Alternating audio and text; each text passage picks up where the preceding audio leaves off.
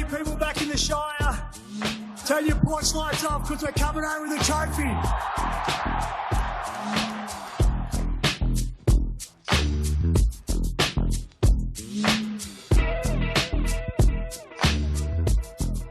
Hey there, welcome to a different sort of short, sharp episode of Sharkcast Pod, brought to you by Dyson Logistics, the Royal Motor Yacht Club in Port Hacking, and Jason Hawes from Crips and Grips Real Estate. Lucky enough to be at the press conference in unfortunate circumstances for the retirement of Dale Finucane, the medical retirement due to the concussions he's received over his career, and most notably of late. And Craig Fitzgibbon, as well as Dale Finucane, obviously fronted that press conference, and it was a full house. I believe every one of the Sharks squad was here on their day off. If it wasn't every one of them, it was close to it. And lots of media, as well as Dale's family and some friends there as well, in what was an emotional and very honest announcement, particularly from Dale. He offered a lot of information about why and how. And the coach also obviously had some words about what he's meant to the club and what he could mean in the future.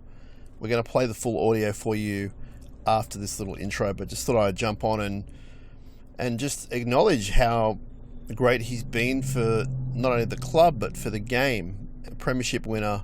Everything you hear about his preparation and his processes, completely accurate. We've seen this firsthand since he's been at the club. The influence he's had on other players around him and the club in general has been significant, and I think we'll carry that through with us for some time to come. We will have a longer episode coming to you in the next 24 hours about all things Sharks. There is a lot to cover. There is even some things which have not broken, which will break by the time you hear this. On Dale Finucane, just a great player. My dealings with him have been minimal, but amazing. Such a nice guy. Always willing to have a chat about footy or anything else, particularly music. Always greets the media and those around the club with just impeccable manners and personality. He's a cheeky fella. I'm really glad he came to the club. I was excited when he came. It's bittersweet today because we wish him all the best for his health. You don't want any more concussions than what he's had. It does mean other things for the club moving forward. I know a lot of the fans are talking about it, including what it means for the salary cap. You would think from here on in we do re-sign Jack Williams. But this is all about Dale Finucane, and there's no other reason behind him retiring except for the fact that he medically cannot go on. Absolute warrior of our game. You may not see it in the stats, but he plays with his heart. Everything he does on and off the ball at 1,000,000 miles an hour, obviously. We would love to play this audio for you. I'm sure some of you have seen the video from the club, so we encourage you to do that first. We're not trying to get the exclusive here or anything, because it's not exclusive. I just happened to put down the recorder on the table where they were talking from. Yo, Dave, get in. Speak. Come on. We've been joined mid-intro by media great, who's just texted me, I've seen, Dave Riccio. I was just telling our listeners about the... I'm surprised you, haven't I? I was just telling the listeners about the press conference, the emotions, but tell me your thoughts on Dale Finucane and what's going through your head. Yeah, Sam, look, it obviously comes as a surprise, I think, to Sharks fans. Absolute warhorse and warrior Dale Finucane is, but I didn't think it would get to this, to be honest. I always thought he'd see the contract through until the end of 2025. But ultimately, what I respect greatly from Dale is the amount of effort he's gone into as far as doing the research with the medical assistance of both the Sharks and external, getting advice on where his body and his head knocks are at, and ultimately the decision was taken out of his hands. I mean, he admitted in the press conference, Sam, that if he had his way, he'd still be playing, and that's the same bloke that Craig Fitzgibbon always explained. Remember the interview for his 250th game, that great quote from Fitzy about that the guy doesn't have any brakes. You know, like you can't stop him. And I think he might have said the words, no stone was left unturned, as far as research, trying to get back on the field. And that sort of sums up who he is as a player. Yeah. And it was definitely one of the it wasn't sad, but it was one of the sadder press conferences I've seen where, as he said, he's not even in the mind frame of this being over. He's making the announcement. He hasn't really come to terms with it. Yeah. So it was sad in that sense. He's given everything of the game. He's done it all. We heard Coach Fitzgibbon talk about what he means to the club. What's your interpretation of that? Oh, it speaks to the man, really, and everything that that what Dale Finucane brings to the dressing room. You know, I've spoken to you about this before, and I've written about it before. It's about his dressing room presence and the standards of which he's set, both on the training field and inside the four walls. And I would like to think that the Sharks are currently sitting on top of the premiership with a largely underrated pack, a young pack. Tom Hazelton leading them up front with Oregon Kafusi, Teague Wilton, Britton Nakora. Tooks has had his opportunity to come through, and these guys are watching a man with the most incredible standards train every single day. And I would like to think that those players that I've just mentioned are being dragged up to a level because of what Dale Finucane brings to this club. And I think that's probably the greatest mark of a player, is the influence you have on your teammates. Yeah, well said, Dave. We heard a few things said about his future at the club. You can only imagine he'll be offered some sort of performance, I hesitate to use the word, but coaching role. Yeah. Do you have anything on that? Well, it's still pretty premature, I must admit. I was just having conversations with the powers that be right now, and it's all very premature, Sam. Like, even to the point where, as you said in the press conference, Dale, it hasn't even sunk in for Dale that it's all over. Yeah. And when you cut it right back, it's round 7. He's got another year on his deal. There's no way in the world he started this preseason thinking, I'm going to retire in 7 weeks' time. Like, it's quite stunning, and it's still sinking in. So from the club's point of view, they're still working it out. I was trying to get to the bottom of what it means for the salary cap. They're still working all that out. I believe, and I think this will unfold, he'll retire on medical grounds. It will give the Sharks absolutely Dale's salary next year. Now, there's a little bit of... Wait, so you're saying he'll get the money? No, sorry. Yeah. No, so the Sharks will free Dale Finucane's salary from the salary cap next year and have it to spend. Gotcha. Right? Yeah. Now, there's a little bit of misinformation about how much Dale Finucane's on next year. My understanding is it sits around that $300,000 mark. Mm-hmm. Okay, so that's a big drop from what he first signed with, and they always had it coming back down in that final year. So I believe that that's going to be the number next year that they'll have to spend, and you would like to think that probably goes to a Jack Williams. The next question for the Sharks is, do they get any money this year from off their cap?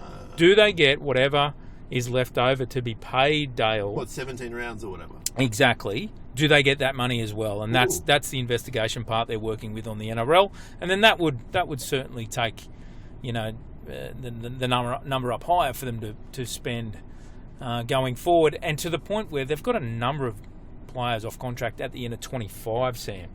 Kale Iro, Ronaldo Mulatalo's coming off contract soon. Like, they've got some work to do for the end of 25. So this money now that's available from Dale's contract, it'll get used up pretty quickly. And fans out there thinking that the Sharks are going to go buy another player now, that won't be the case. They'll be using it internally to extend their current roster. There's only one guy we need, and you've already mentioned him, and it's Jack Williams. That's the guy we need to re-sign / buy. Oh, look, I can't argue with that. He's been enormous. I think he's an absolute rock for this Sharks pack. Where do you value him on the market, Dave? Like, we're not going to hold you to this, but where do you think he sits? I think he sits at the 354, 400 mark. So nothing crazy. I believe he's been on a deal in excess of that. Yeah, right. And so that's going to be the challenge for the Sharks and Jack on whether he's willing to take a pay cut to re-sign. All my understanding is he just loves the joint. Yeah. Does not want to leave. Yeah. Can see the trajectory of the club and the football team under Fitzgibbon and wants to stay. It's going to be the number that gets them there. But this Finucane news certainly will help. Because other clubs chasing would offer way more than that, right? 350 to 400. Yeah, they would. Yep. So he's going to be staying for less on what he could get on the open market. Interesting. All right, Dave, quick thought on how the Sharks are going so far this year? Yeah, going well. Beating everything that's in front of them, ultimately. And Almost everything. Well, I was about to say, the only time they've come undone is when they've beaten themselves. And that's going to be the challenge. It's a long haul this season. Yeah. You can't just maintain that mental steel for 27 rounds. No. There's going to be little dips. It's a matter of when there is a dip by a particular player, can the rest of the team drag them over the line? And they're going well. As I said, what can you say, Sam? They're sitting on top of the comp. So this week's going to be challenging for a number of reasons, which will be obvious by the time people hear this, and we're not going to discuss what that means. What are your thoughts going into Canberra? It's a game the Sharks should be winning. The Raiders have a mass amount of key injuries. Notably, Jordan Rapana is gone from fullback. Fogarty gone from halfback. Corey Hawes was still not available. They're going to have a rookie spine. Despite the challenges that may be coming the Sharks' way, I still think that they've got enough depth in key positions and the forward pack, ultimately the forward pack, to get the job done. All right, Dave, thanks for your time, my man. Sorry to bundle you up on the way to the car, but I just, This is how you roll, Sam. Now, I don't want to give away what kind of car you drive because you are a media personality and there's wackos out there, etc., as well as people that love you so much they probably want to, like... Anyway, you drive a cool car. So do you, my friend? No, this is nothing. This is just workmanlike and etc. Yeah. All I'm going to reference is Back to the Future, and I'm not talking DeLorean. Yeah. Well, I don't drive a DeLorean. No, imagine if you did. That'd be nice. Thanks, Here comes Riccio. Anytime, Sam. Talk soon. All right, Dave. That's the wind-up from Dave. We're going to play the audio now for Dale Finucane's retirement, and we'll talk to you all soon. Up, Cronulla. Thanks to the media for coming today. Obviously, you've got a pretty good idea on what it's all about. We're here it's a sad day, obviously, but it's a day to celebrate Dale as well. Dale's going to obviously have quite a few words to say and explain where he's all at with his decision. Fitzy's here to answer some questions afterwards as well, and Dale will obviously answer some questions at the finish of once he's had something to say. Thanks again. Far away, Dale. Thanks everyone for coming today. You've probably all got a fair idea why you're here. I'm announcing my medical retirement today. I guess over the last couple of weeks we've gone through the process of seeing a number of neurologists and neuropsychologists around the issues I've had with concussion. And at the end of the day, I think the decision had to be, there was no decision to be made. The medical advice was that I retire and I don't continue to play, and obviously that was from the two independent medical experts. I spoke with the RLPA and the RLPA lawyer. I spoke with Clinton Newton, the CEO of the RLPA, to sort of talk around potential avenues to return to play, potentially against medical advice, but at the end of the day, it just wasn't able to come to fruition. And I'm obviously extremely disappointed about it, but I'm also excited about the next part of life as well.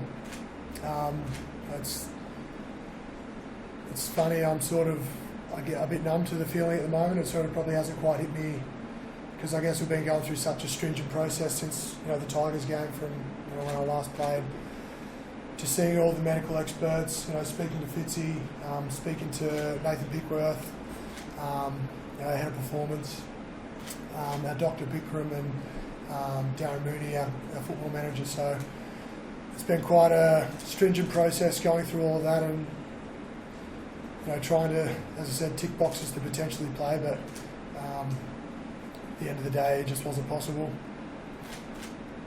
On Fitzy as well, I just obviously like to thank Fitzy for the process.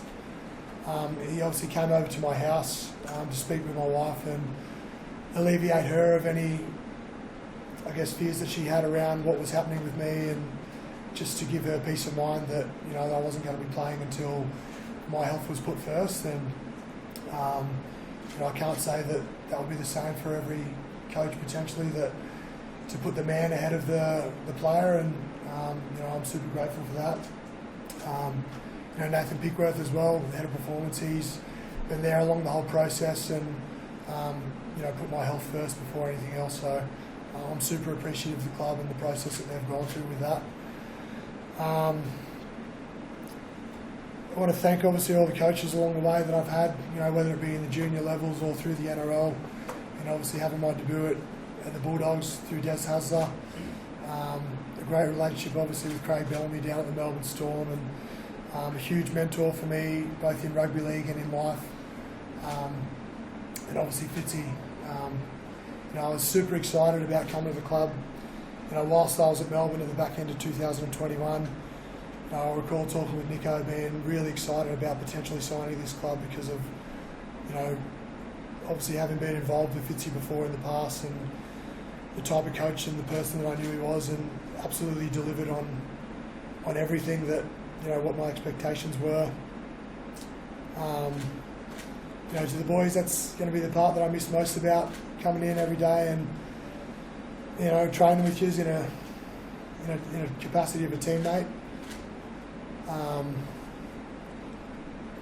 That's why we play this game, and what we love so much about it is the fact that we get to come in and hang out with our best mates every day and work hard and aspire to something and achieve something, to a common goal. Obviously to my family, to my parents and my siblings who've been along the whole process, along the way. They've been so supportive of me. Obviously Andrew, my player manager, I moved up here as a 17-year-old.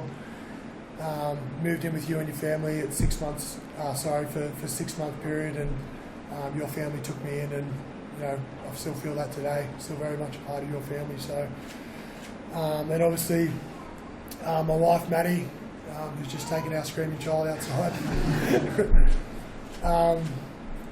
She's been an absolute rock through this whole process, and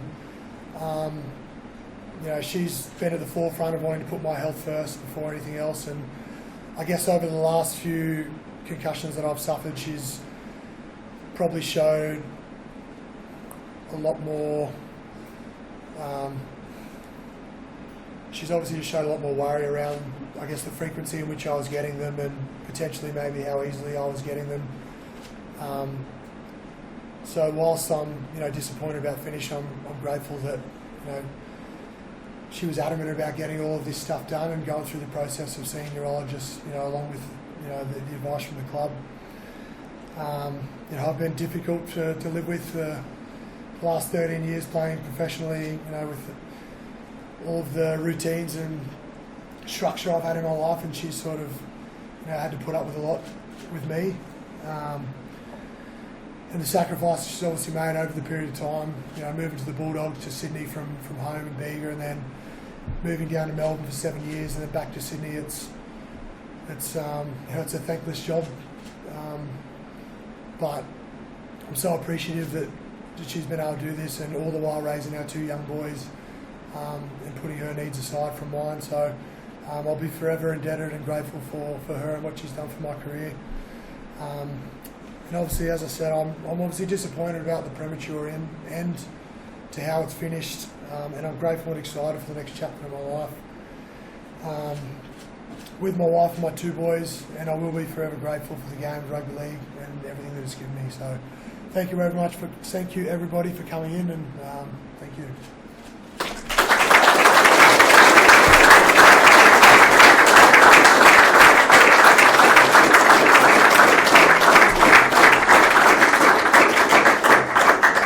Dale and or Craig will answer a few questions if you guys have got any.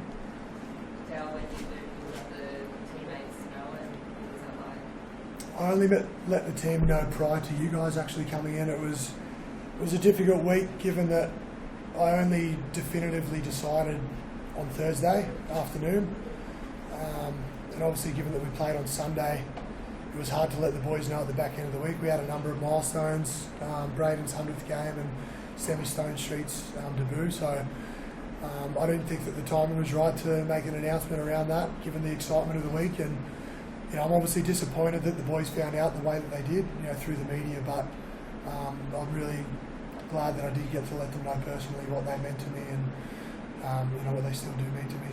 Now, given the conversations you've been having at home, when you came off against the Tigers, did it cross your mind that it's not the last time I leave physically? No, not at all.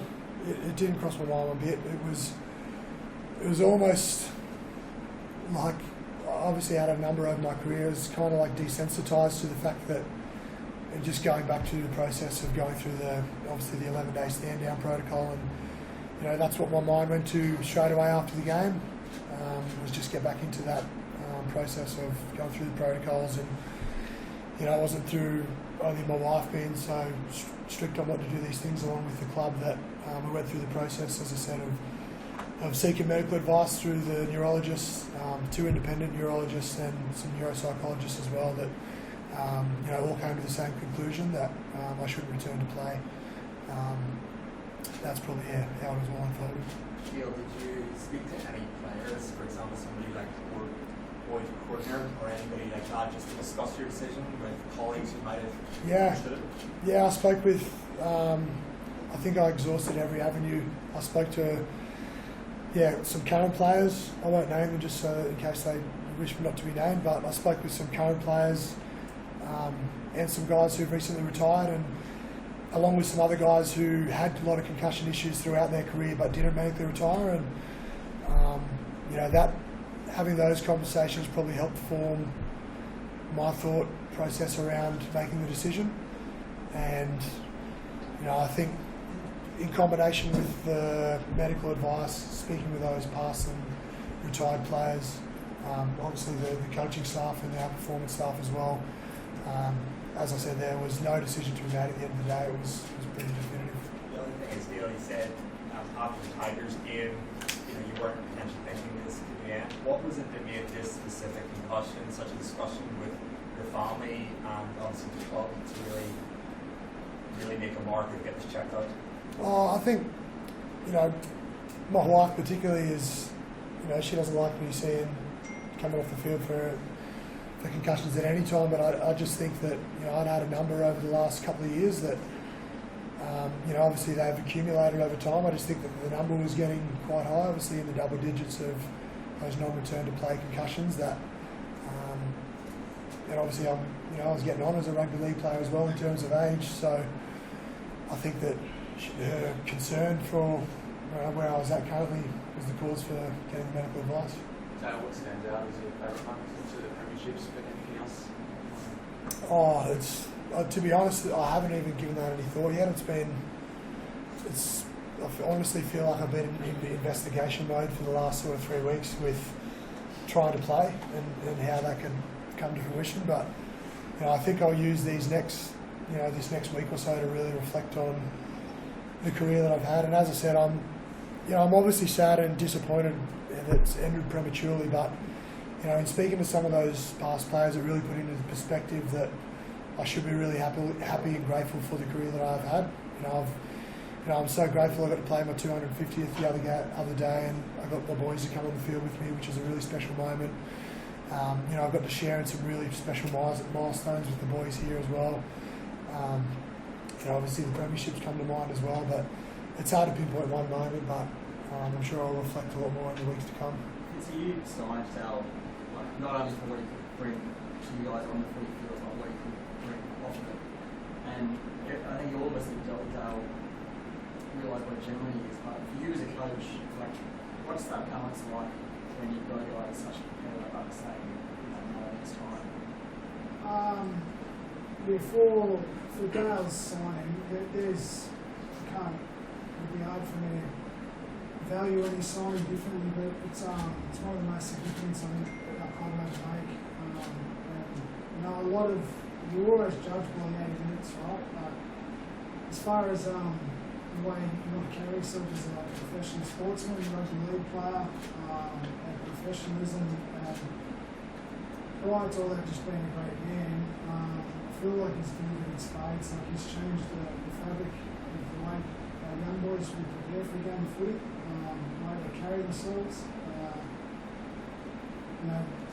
Even right up to today, told you, he's so concerned about staying in his debut and Braden's 100th game that he held back that information because he just couldn't, he had to put the club first. So you have players like Dale that come along that embody that team spirit, and then just a complete savage in every fashion. And he's such a great man, one for man, and selfless man as well. So I think our club will never forget his time.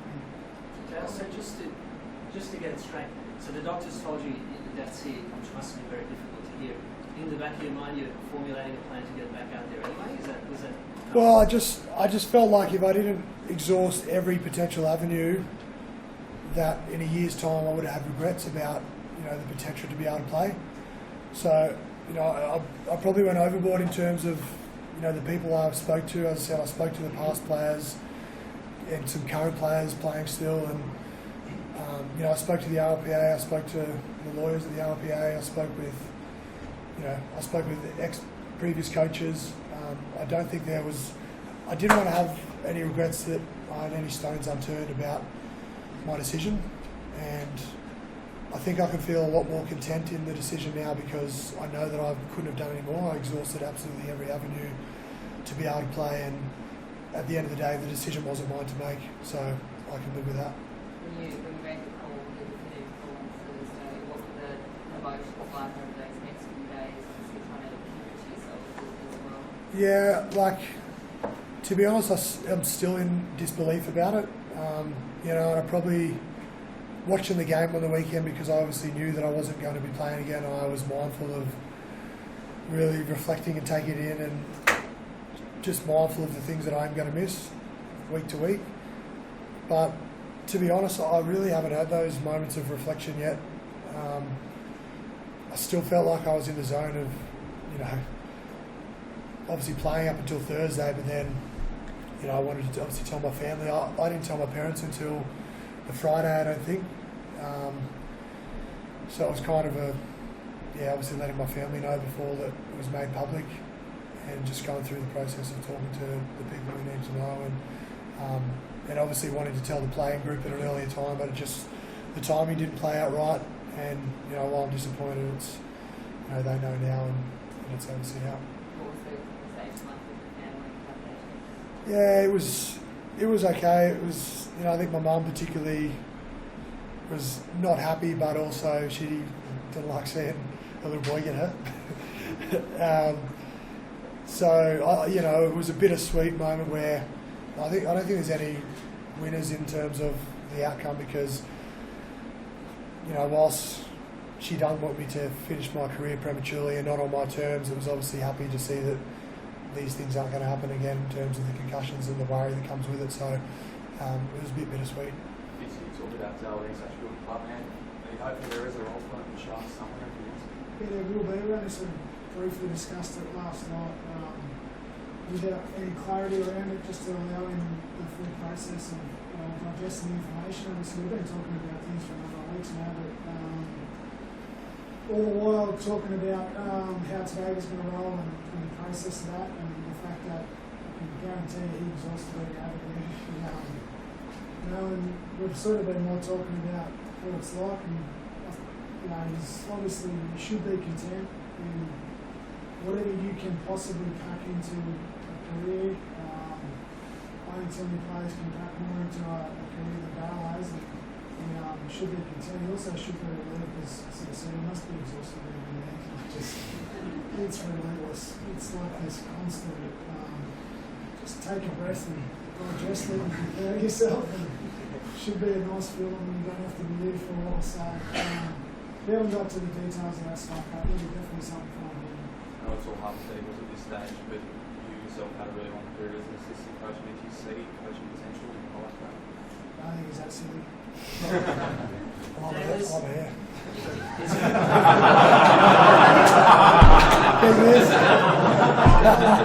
He's going. Is your partner filling up the social calendar for weekends you've missed and things like that? Oh, well, yeah, obviously you miss a lot, obviously, with rugby league, with the commitments that it has, but yeah, I haven't given a lot of thought to availability around being able to get to more of those social events and things like that, but it's yeah, I guess as I said, I'll reflect on that in the weeks to come, but it's, that's on the horizon. Already seen some parts of Dale as a player, professional playing group now. Yeah, you'd like to think so. The players love him. They absolutely revere him. I stay away from him in a lot of things, but it's just an unknown agreement that, you know, if you're in partnership with Dale or anything around the training environment, it's 100% possible more. But no, you'd like to think so. Again, the significance of Dale coming through here, and I'm sure probably need to talk to Craig Delany about it, because I'm pretty sure the effect that he had on Melbourne.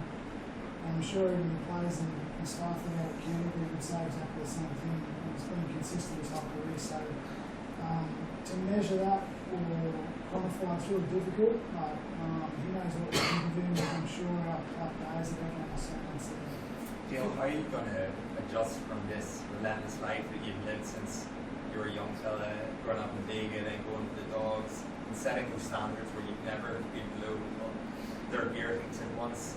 How are you going to adjust to life after? Are you looking forward to that challenge? Yeah, I'm not too sure. Guitar? Yeah, maybe guitar. Yeah, I don't know. Like, I think the training nature is something that I really enjoy about rugby league, and I don't think that'll change. Yeah, I still want to be active and running and do weights and all those sorts of things. But yeah, I guess my wife will probably enjoy it a lot more, because I've sort of been very strict around. It's breakfast time. It's 6:30.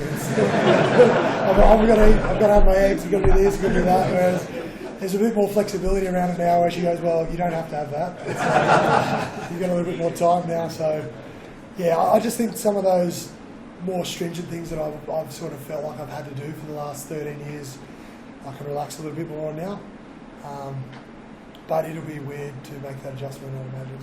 Do you realise that, you've got 100% out of yourself, haven't you? From everything we're hearing, all the intensity, all the training, you've just brought everything every time, right? Yeah, I'd like to prepare that way. I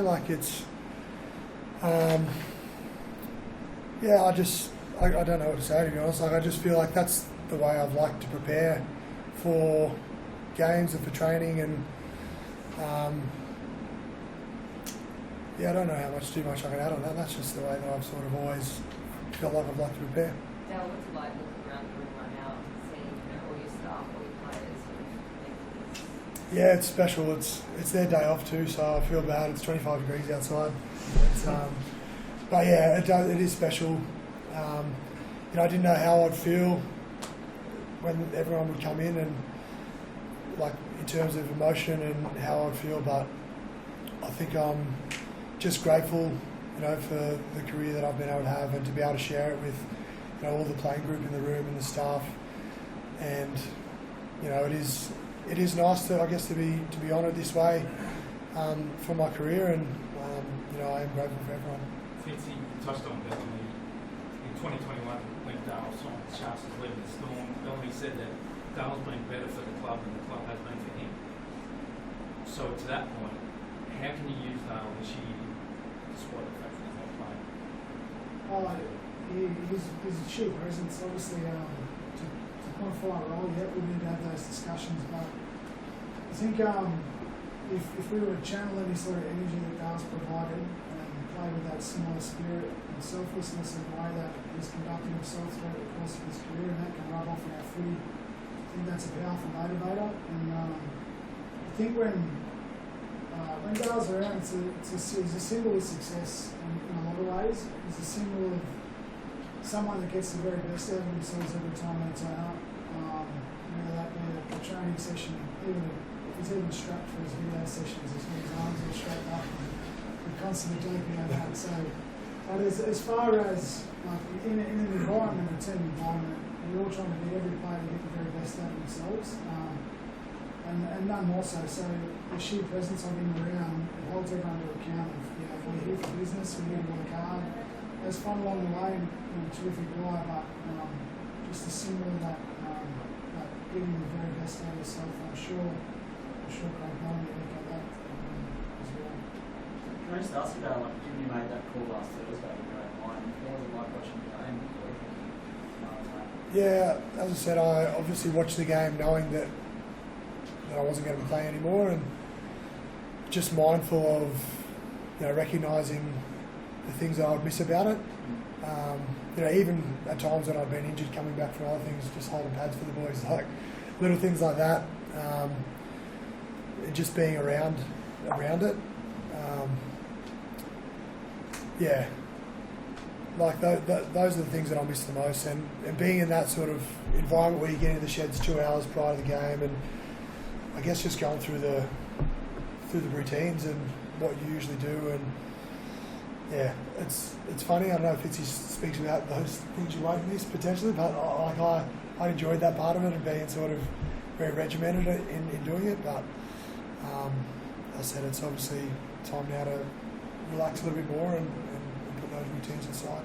Dale, are you fortunate that you actually come at this point in your career, the game to the point where HIA concussion policy has never been more stringent? Have you ever sat back and reflected that you're actually fortunate that you've got so much advice around you these days? Yeah, there's plenty of advice, and there's obviously the NRL's doing plenty around it now. Obviously with the protocol, it was 6 days, now it's 11. But to be honest, I don't know what the magic number is in terms of return to play. But that's beyond my capabilities of knowing. That's obviously for the medical.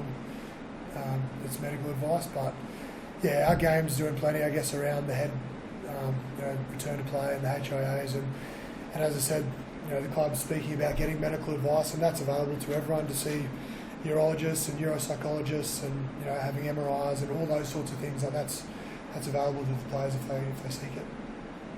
You spoke to as well in care that you've got from the club and why they put you first. Can you just talk a bit about more about that in terms of your decision and just how it fits and stuff with putting you first? Yeah, like I can't speak for every club, but I don't know that every club would put the man ahead of the player.